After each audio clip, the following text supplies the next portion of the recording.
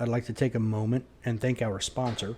If you have a laser device for training and you want to take it to the next level, or if you're looking to get into using a laser device for training, check out the products at laserapp.com. LASRAPP.com. You can use code CSP2021 for 15% off the items you've selected. And thanks for checking them out. Welcome to this week's edition of the Casual Shooter Podcast, your premier podcast for the casual shooter. This week you have me, you have Leo. Howdy. And you have Huggy. Hey. Well, that was enthusiastic, maybe. That's Alrighty new. Then. Yeah. It's too early. He's talking to everybody in Star Wars land. Don't mind him. He is a, this might sound inappropriate, maybe a black bear coming out of hibernation. So, I mean, we're almost into spring. So, you got to roll with it. Yes. All right. So, this week, we have multiple guests courtesy of Hornady. As you guys might remember, I was just at SHOT Show and I had a brief, and I mean brief, conversation with Seth Swerczek about some ballistics and some bullets. Well, we are going to greatly expand on that today. So, before we get started, I recommend everybody go get a tall cup of coffee with several extra shots of caffeine because we're about to dive in head first, all the way up to our ankles. So, with that, let's welcome Seth Swerczek and Jayden Quinlan to the show. How you doing, guys? Doing good. Thanks for having us. Awesome. Okay, why don't you guys take a moment and introduce yourselves before we get into the questioning? Sure. Well, I'm Seth Swerczek. I'm the marketing communications manager here at Hornady. Jayden Quinlan, senior ballistician. So we have a legit expert. Debatable. We'll find out by the end of this, huh? Okay, fair enough. Okay. All right, guys. So what we normally do is we start off with 5 questions to get to know our guests. They're more personal, so we learn the personal side of you before we get into the meat of the topic. Awesome. Okay. All right, Leo, take it away.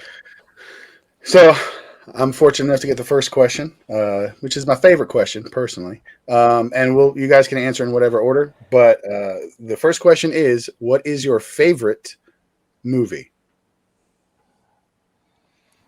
It's going to be the same, isn't it? Probably not, but I mean, I'd have a hard time narrowing it down to one. I know right away. You do? Yeah. I've got Jeremiah Johnson, Tombstone, Smokey and the Bandit, Varsity Blues. Whoa. Yeah. The Program. All good. All Nice. good choices. Man, and then you get into all the Will Ferrell, Step Brothers, Ron Burgundy, or the Anchorman, The Hangover. Pretty eclectic group there. Obviously, Full Metal Jacket's got to be in there.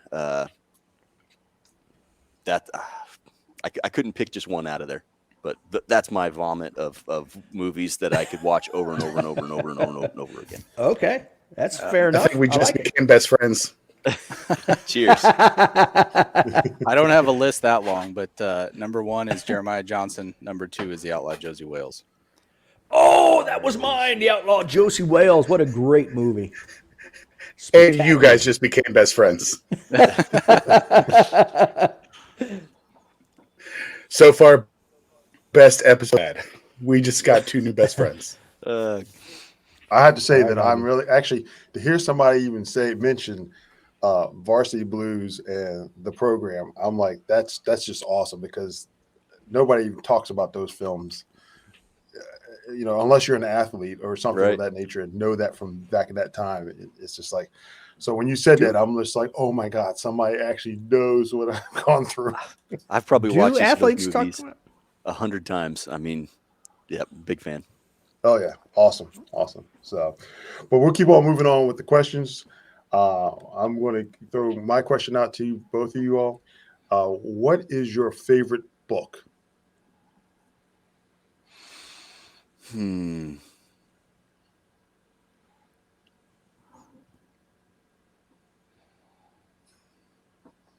I think Silence. yeah. Well, so my answer This happens a lot. Is I've read, some books as an adult that were like, wow, I'm glad I read that book, and I've read that book again and again and again, and I've listened to the audiobook and whatever. But I think the book that comes to mind the most, or series of books rather, is more childish, and that's kind of why I was silent, because it's kind of a childish answer. But there's an author named Gary Paulson, and he wrote a series of children's books, and the series of books that start with the book called Hatchet was probably, I've read that book starting in maybe third or fourth grade, and I read that book when I was in college and had the flu, and I was home for like 2 days straight. I read that book. So Hatchet and that series of books thereafter, probably for me. Okay. What are they about? Hatchet is about a boy, I think his name was Brian Robinson, and he is going to Canada to visit his dad. His parents are divorced, and the small bush plane crash lands into a lake, and he has to survive in the Canadian wilderness until he gets discovered, basically, and found. And that's the book called Hatchet. And I think in the book, it portrays him as being 13 or 14 in the early 90s. They came out with the movie. Yeah, I'm a big fan. It was a pivotal book for me as a child growing up. Now they have a TV series for adults called Alone. Yep. I don't watch a whole lot of TV, but that sounds like something I'd be interested in. Yeah, they put 10 people out. They have a certain number of items they can bring, and they survive as long as they can. Winner gets, I forget how, six-figure money, like a quarter or a half, might be $500,000. Jayden, are you busy? You run out there and win that quick? They're about to take a leave of absence. Right. They're like, that's on the TV show. That's my vacation. Right. Yeah, right. Yeah. It's like, who's been filming us? So, all right, Jayden. I've got a lot of favorite books. I read a lot and have read a lot for a long time. I'll give you two, maybe kind of one that it's a fiction. Usually I read nonfiction, a lot of history stuff. But this one, I heard about it on a radio show years and years and years ago. The author was getting interviewed, and thought, well, that's an interesting premise. I'll buy the book and read it. And it turned out to be a book I've read 3 or 4 times. It's called The Dog Stars. I don't remember the author. It's kind of relevant in the era of COVID. It starts out with like a flu type pandemic thing. It's kind of an end of the world style book, but not your typical like, romantic, tactical end of the world hero story. It's more of the darker side of what would probably be realistic in that. But so that would be a fiction book. From a nonfiction standpoint, in relating to what this podcast is about, Ballistics, I would say there's a book that's just going into publication. It's kind of lived as an ebook for years, maybe in the underground. It's not well known, but it's just going into print now. I actually got my copy from the author this week. It's called Ammunition Demystified. Seth, I know you've read that. I need to get a copy of Jeff that. just sent me a copy. It's by Jeff Sewert, phenomenal guy, great mentor of mine. I've learned a lot from him over the years. So put a plug in for his, because if there's anybody out there interested in ammunition or ballistics, or more than a surface level view, you want to get under the hood a little bit and see how things work, I know of no better book than that in cover to cover format. Awesome. Having read that book, when I first got a hold of it, I was not working in ballistics, and it was wildly in depth, incredibly well written, and incredibly dense. I mean, there was just there was some stuff in there that I had to read 3 or 4 times just to get a grasp on it. But yeah, like Jayden said, nothing as well written and as thorough as that. That sounds good, because I had never heard of it, and I'm like, wow, that's pretty cool. I think I might have to. Dave and I are gonna, and Leo have to delve into that, see what we can find. So, my next question for both of you all is my favorite question. Is who is your favorite superhero? That's a tough question to answer, because growing up, I was never overly interested in any of the generic superheroes, and by generic, just like Batman, Superman, and Right. the rest of those. Yep. And I didn't really watch a whole lot of those cartoons, and I wasn't into comic books, and I've to this day never really seen any of those movies that have come out in the last decade and a half. So I would say if I had to pick one of the generic superheroes, Batman would be one, just because my kids like him, and I've spent the majority of the last 6 years with watching and playing Batman and dressing up as Batman in some instances. So from a generic type superhero, Batman would be a good one. And then another type generic answer, I guess, would be the old man. I was going to say, Joe Swerczek. He was a hell of a mentor and a hell of a father.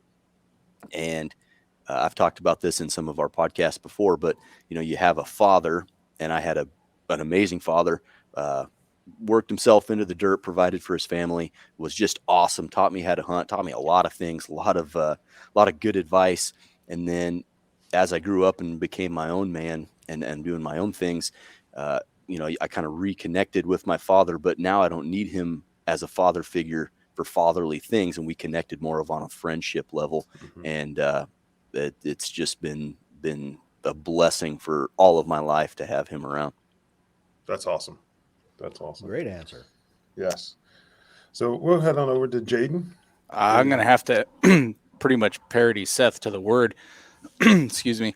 Never really got into, Seth's dad. Well, That's what I was like. Papa Joe is an awesome man. I will absolutely agree and attest to that. Are you guys like stepbrothers? Is that why they made the movie? I've never really got into the superhero movies or comic books or anything like that. I've never really messed with any of that stuff.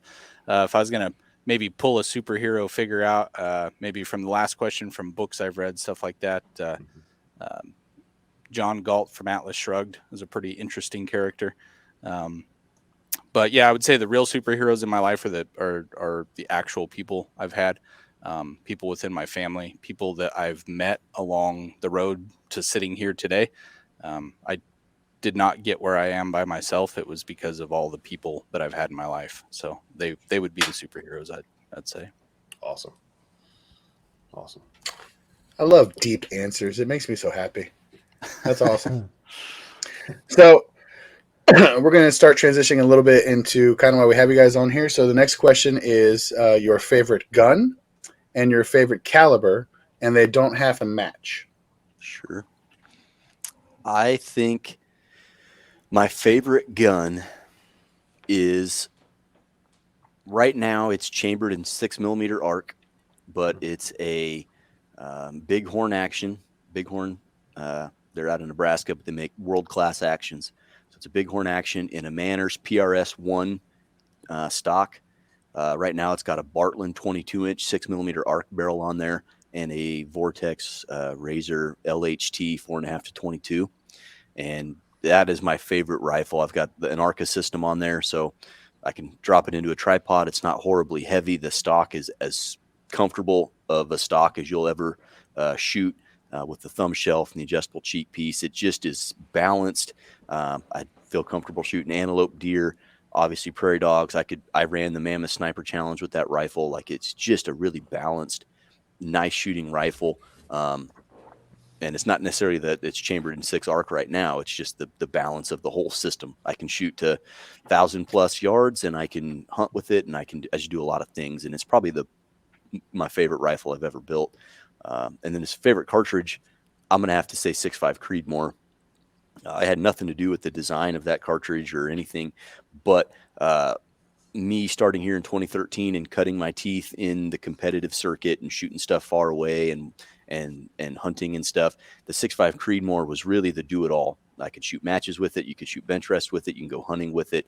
It's just, if you had to pick one and done on a short action standard bolt face, the 6.5 Creedmoor is really hard to beat. And factory ammo with a factory rifle or a custom rifle, our factory ammo quality has increased, to the point where you don't hand load to get that performance. You hand load to maybe duplicate it. It just shoots really, really well. So for me, 6.5 Creedmoor on the cartridge.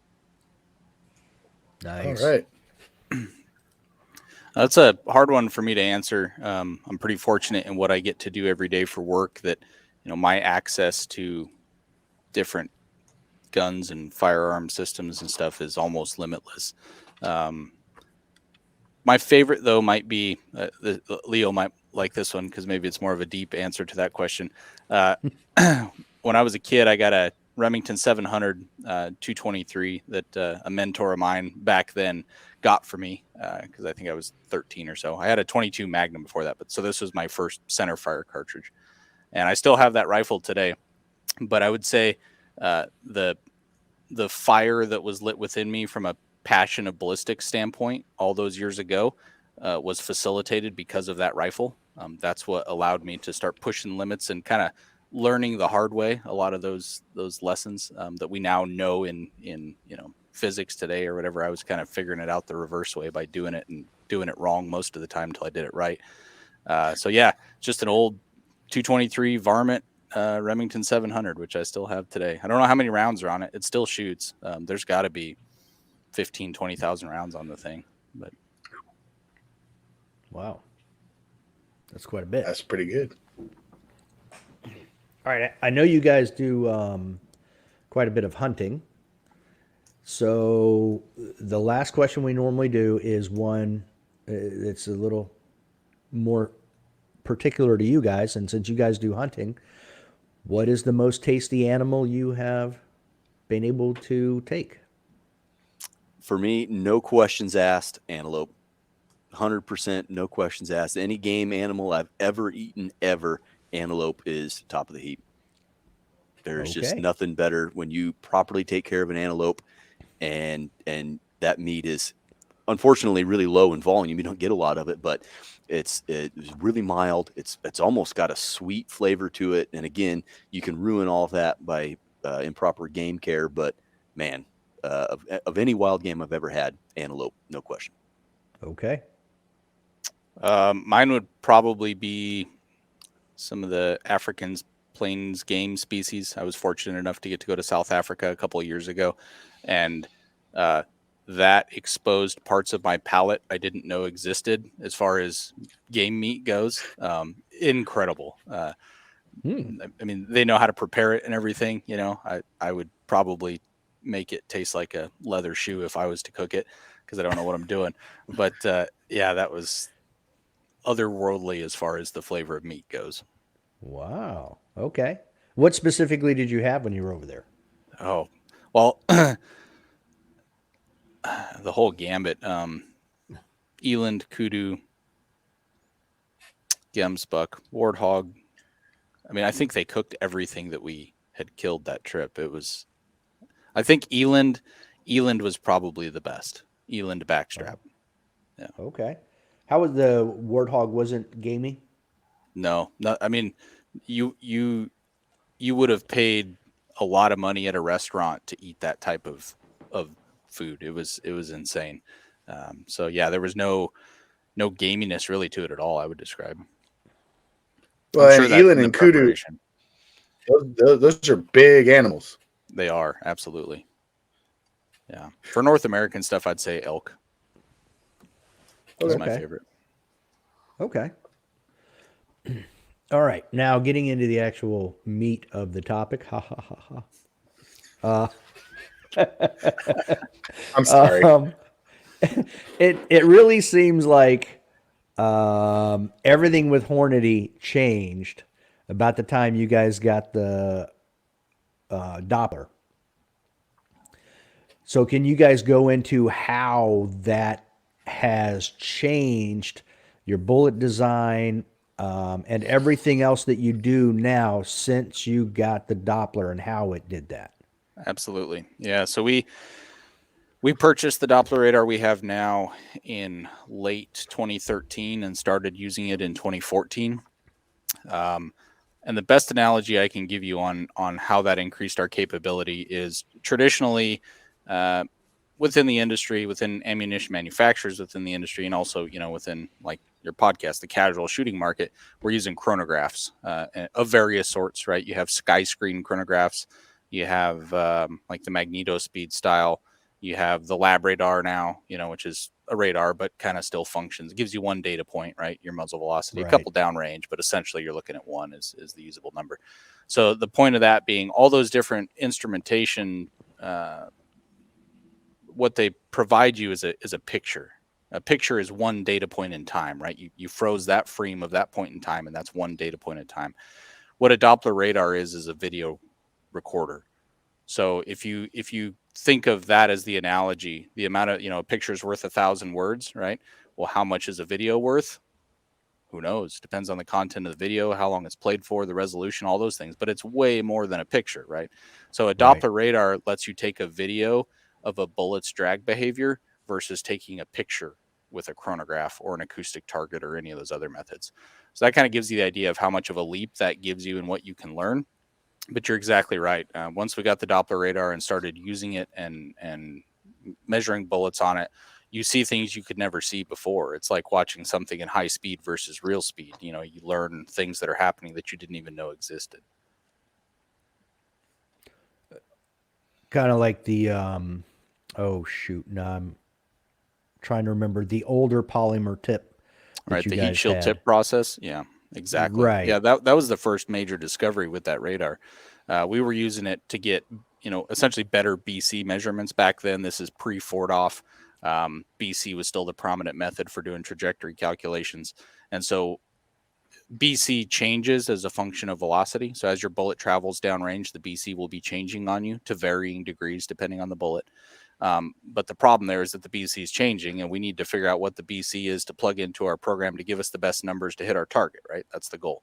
Well, industry-wide, the old standard has been to measure your BCs with a chronograph, which is typically done at 1, 2, or maybe 300 yards, because you have to be able to shoot the bullet through the chronograph, right, to get it to measure it. So you can't really set up a chronograph at 1,500 yards downrange because you're probably going to hit the chronograph itself and ruin your instrumentation, So it's limited in that way. But that was the industry standard. Well, those BCs from manufacturers, those older BCs were accurate for where they were measured, which was at 1 or 2 or 300 yards. But as a long distance shooter, you'll find out if you plug that BC number in and then you go shoot at 8,000, 9,000 and beyond, the BC didn't predict correctly. It didn't show what was actually happening when you shot. So what we originally did with the Doppler radar is we were measuring BCs at 800 or 1,000 or 1,500 yards, however much of the data we could gather, which gave you a much better BC prediction. But then things just totally evolved from there. But that was the start of it. So that's exactly how or why people had to true their data, correct? In their ballistic calculators. Yes. That the BC changing as a function of velocity, that is why. Yes, that's correct. Yeah, that's what I mean. That's the whole reason, because it wouldn't, it would give you in the general area of your impact, but then you'd have to make adjustments from there, and then you could go back and adjust.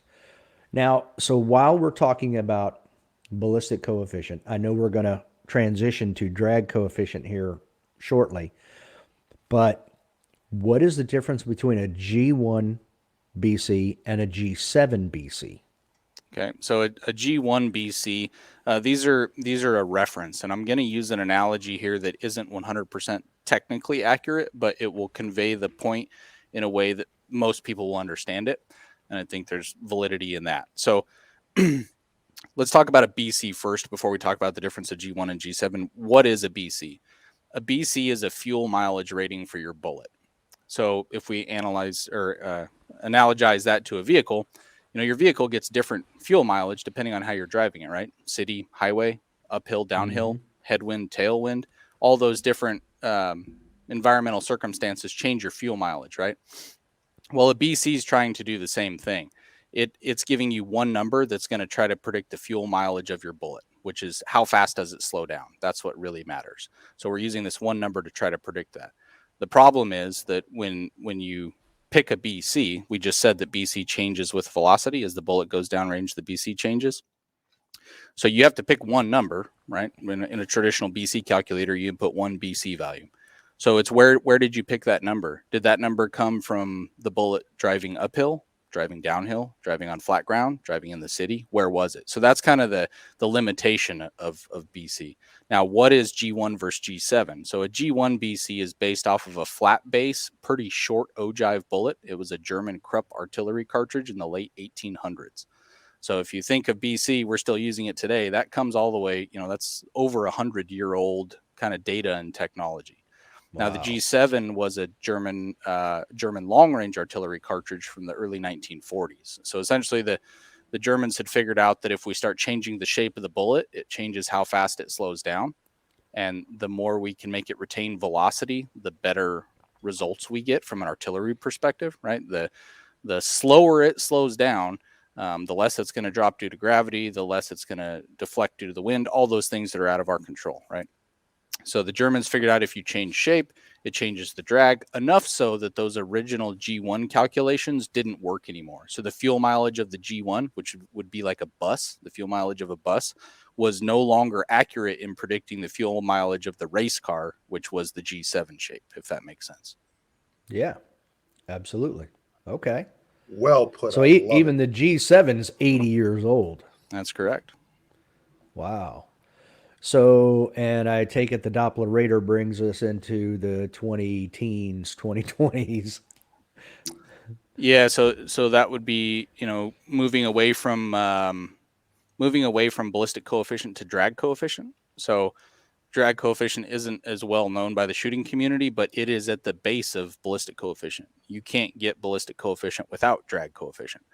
Now, what drag coefficient is a measurement of essentially like a unitless measurement of a bullet's drag due to its shape.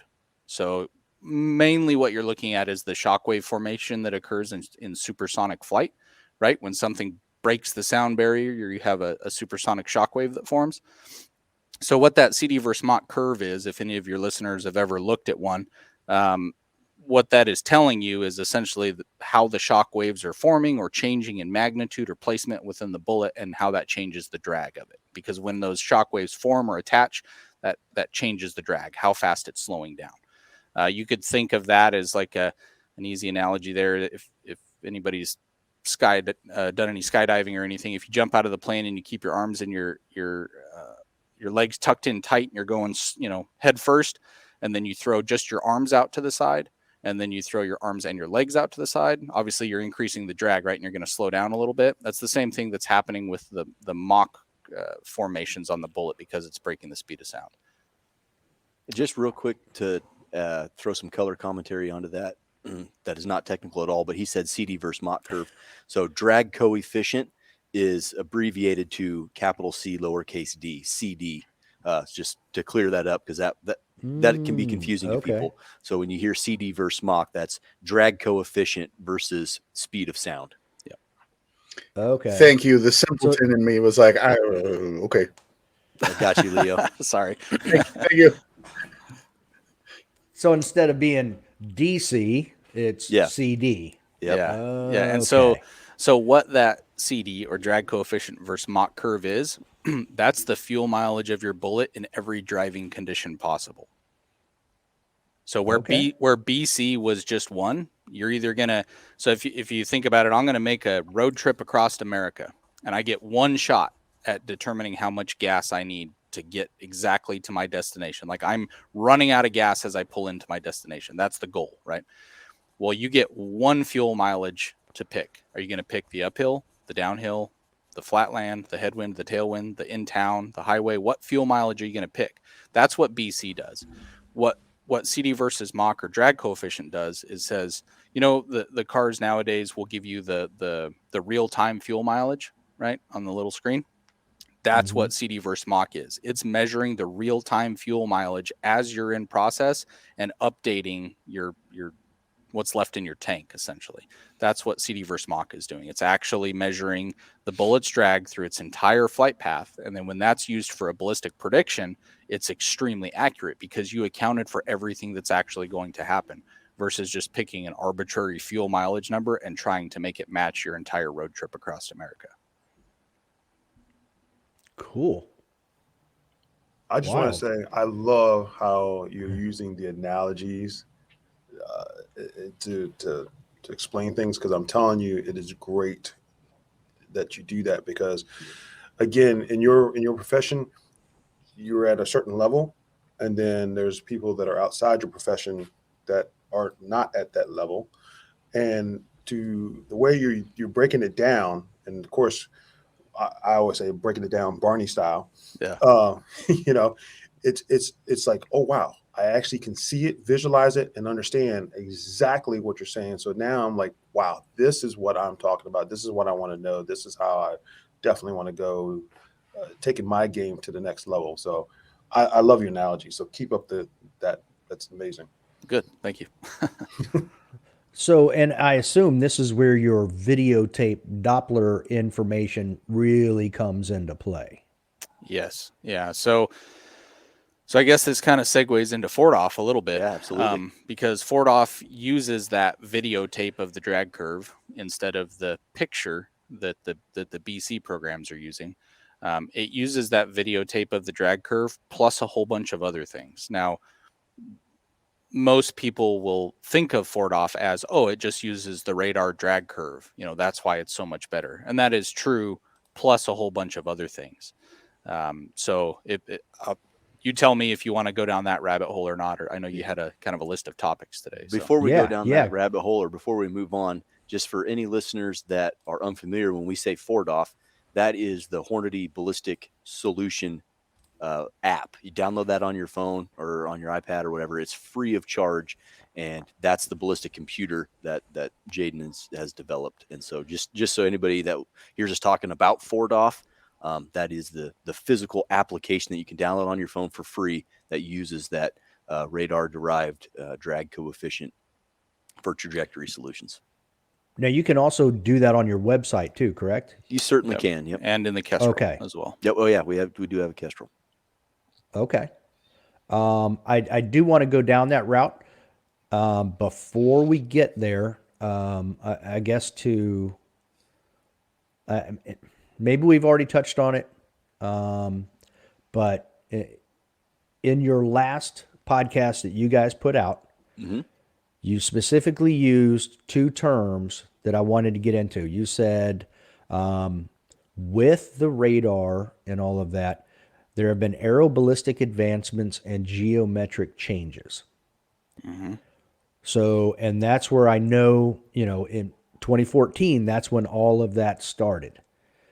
But what type of aerodynamic and geometric changes specifically? I think I know what they are, but I want to hear what you guys say they are.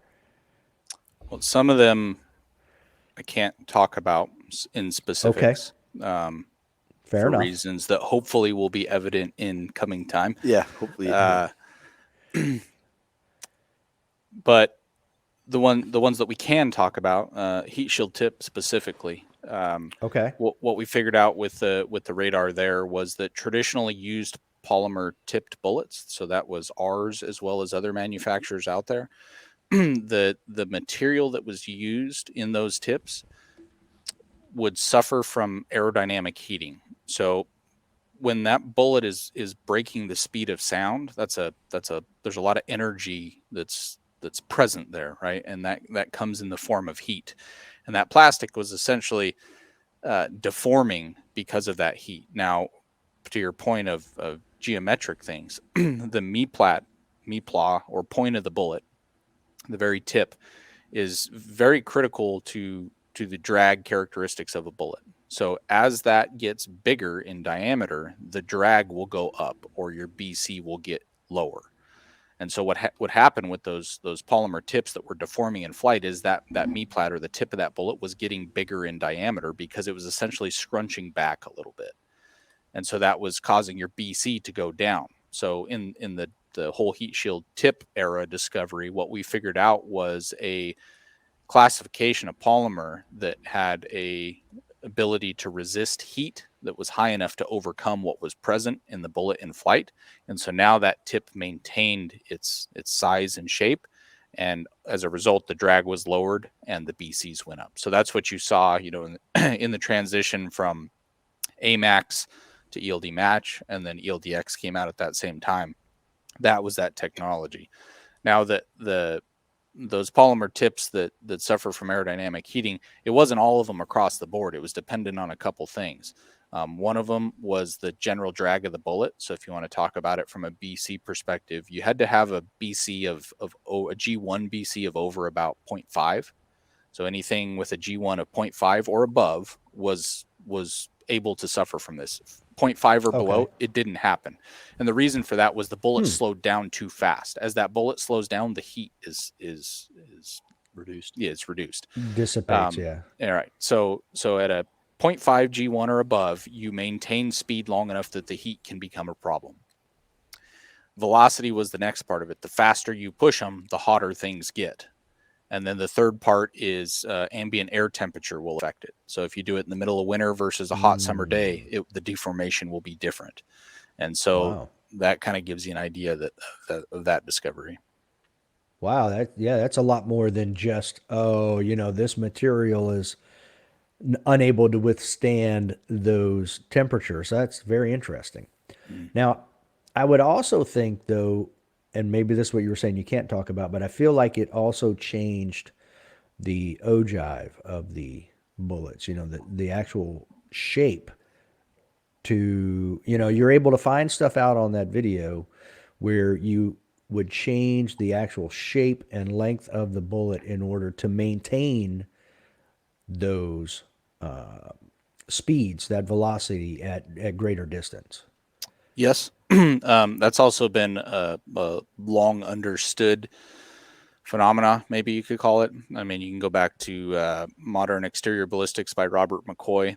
Back to your question on books. That's a fantastic one if anybody's interested in getting in the weeds on ballistics. That one's extremely math heavy, though, so beware. That's like the original. I mean, that is the So McCoy, you could consider Robert McCoy kind of the father of modern commercial ballistics. I mean, he did a lot of work for DoD, and obviously had his hand in that aspect of it. But his work kind of pioneered the ballistic calculator space for civilians, maybe you could say. But within that book, he documents all that stuff. That stuff's been well understood of what ogive length does, what ogive radius does, different shapes, boat tail diameters and lengths and all that kind of stuff. I mean, that was pre-established and published, even back in the 60s. Now, are we learning maybe little details between those published data points that are, 60 years old? Absolutely. And that's what the radar allows you to see. Yeah, that's what I figured. I figured you would be able to find the weaknesses and be able to tweak things. So let me get back to my questions over here. All right, before we actually get into the Ford off itself, I wanted to get into a few more things. Let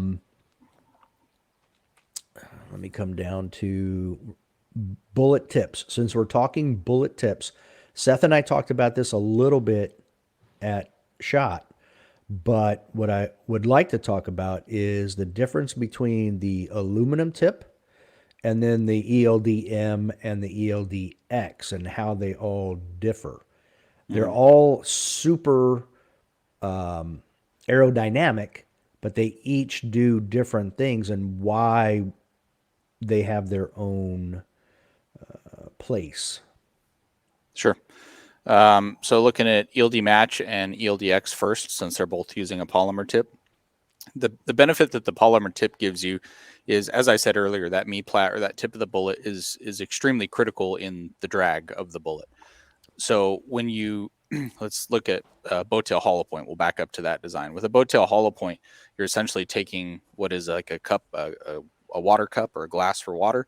You're taking that's made out of copper, and you're trying to squeeze it down into the ogive shape that you're going to have on a finished bullet. You're trying to squeeze that copper down and trying to get the tip where all that copper decides to come to a stopping point. You're trying to get that the same every single time. Well, it's just not going to happen, right? That material is going to flow differently. It's not going to be uniform on the very point of that bullet every time. So when you go to a polymer tip like we have on the ELD match and the ELDX, that's made in an injection mold. And so the cavity of that mold is static, right? That never changes. And so those tips come out the exact same every single time. And so what you can then do is you cut the top of that boat tail hollow point off essentially and put a perfect tip on it. So now every single bullet has a perfect tip, and it's the exact same tip that all the other bullets had before and after it. And so you get consistency from that. So with a boat tail hollow point, you'll struggle from that. Within a lot, you can have issues with it, and definitely lot to lot. Any of your listeners, go pop open 5 or 6 boxes of boat tail hollow points of different lots of bullets and look at them, and they're not the same. They're all different. Now you go do that with any of the tipped bullets, and they're identical, right? Because that comes from a mold. They're made the same. Now, the ELDX, there's also some benefits of the tip and the way it is for expansion, because obviously that's a hunting bullet. So we do use that tip to initiate the expansion of the bullet. So essentially when that bullet hits terminal media, an animal, that tip drives back inside of the jacket of the bullet and forces it open. So it doesn't matter what you hit as far as the terminal media goes, soft tissue, cartilage, bone, whatever it is, those are all different densities. That tip sets back in the exact same way and causes it to expand the exact same way. So it also adds consistency to your terminal performance, how the bullet expands, because it's happening because of the tip, not because of what you hit. Now on the A tip, the aluminum tip, what we were doing there was taking that, call it front half of the ogive beyond where we could with polymer. So polymer is not as hard or rigid as aluminum. So the longer you get it, the weaker it becomes. So what you'll see with most of the A tips, if you compare them to a caliber matched ELD match, so you look at a 30 cal A tip versus a 30 cal ELD match, you'll see the tip is longer on the A tip, and that's because aluminum is more rigid. So we could push the length of the tip out and different aspects of it to maximize the performance in a way that you can't with polymer, because it doesn't have the strength to do it when you make it that long. Okay. Wow. Yeah, one thing So, to address on. Sorry, go ahead. No, go right ahead, Seth. I was just going to say one thing to address on the aluminum tip front, that I get this question a lot being in marketing, and we did when I was still working with Jaden. Is it a hunting bullet? Can you use that material for hunting? And like Jaden mentioned, one of the benefits of the polymer is that it drives back and it's slightly compressible. Or with the aluminum tip, I shot a whole bunch of them into ballistics gel. And really what we found was that since that aluminum's not compressible, it would basically break off, and I could recover the entire tip undeformed inside the gel, and then the bullet would end over end tumble and eventually it'd rip some of the jacket off. So the terminal performance was very, very inconsistent at best.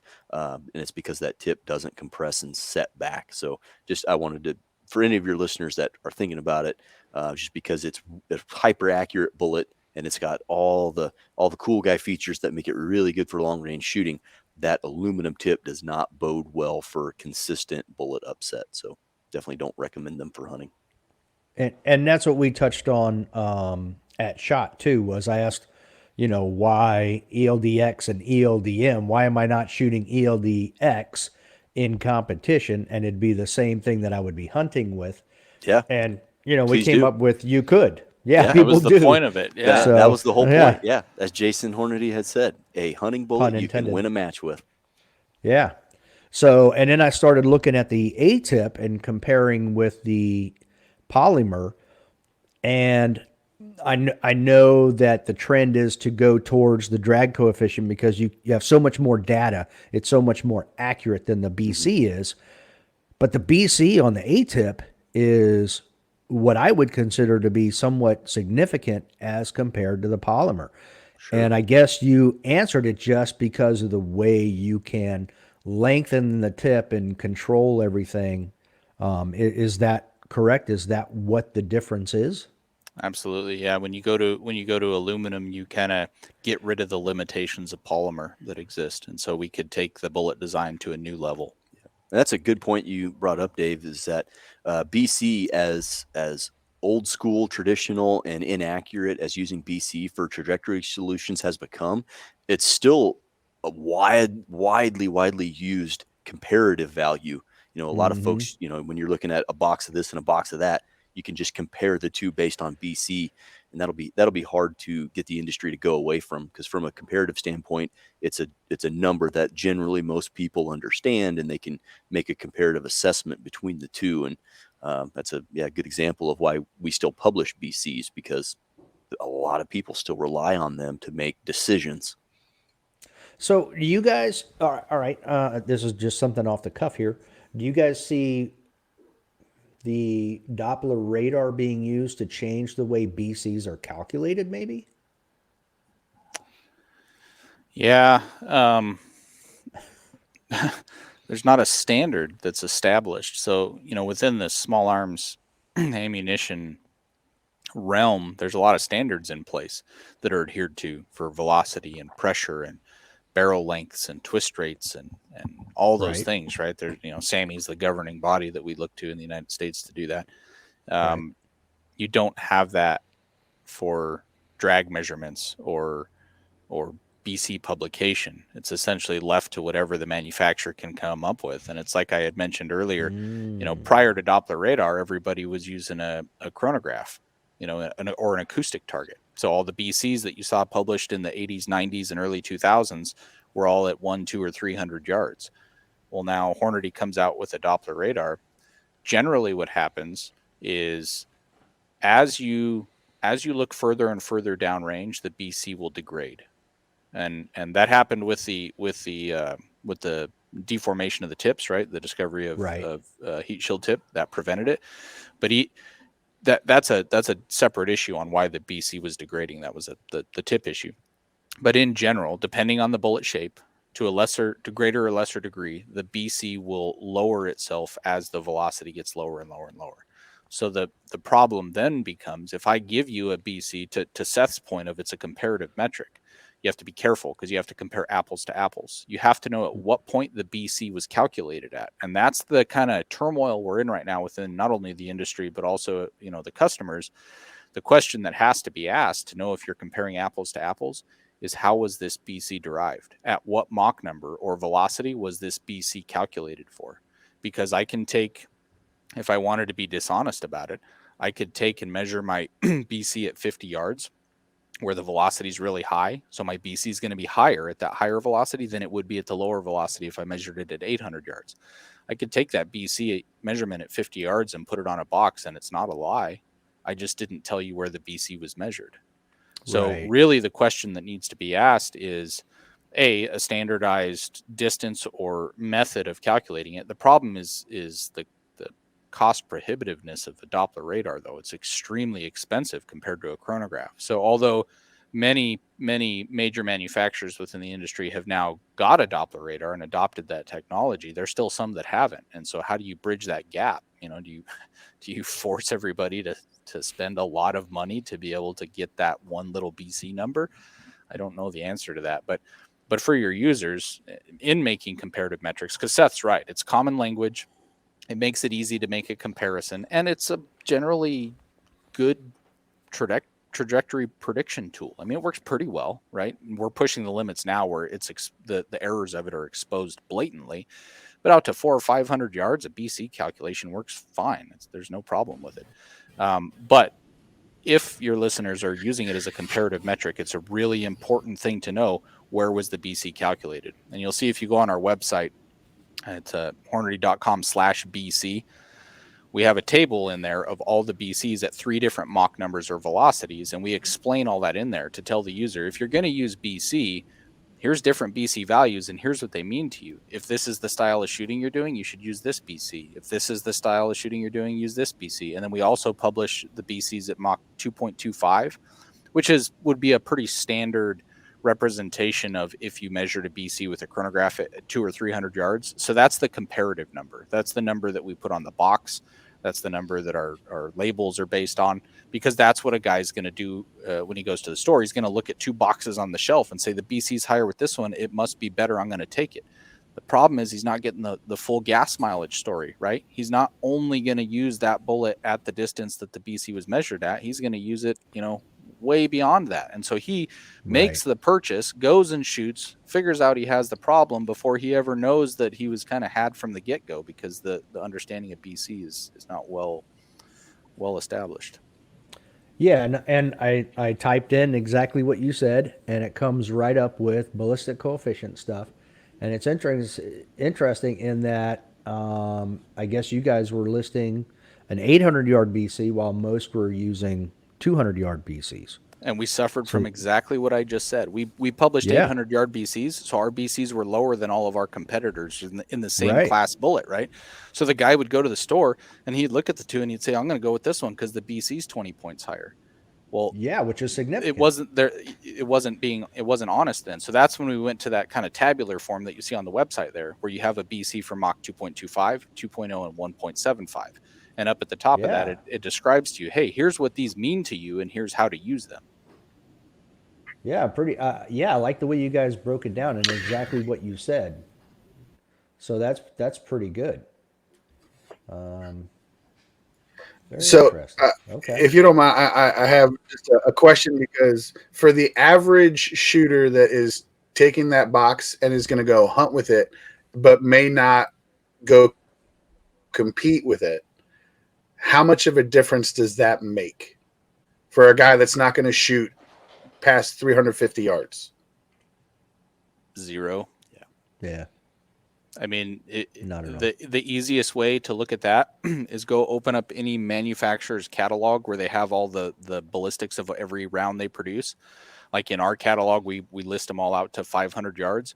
Go look at the 500-yard drop values as you go down there, because you have the full spectrum of BCs, right? From 17 up to 50 BMG. I mean, there's quite the spectrum there.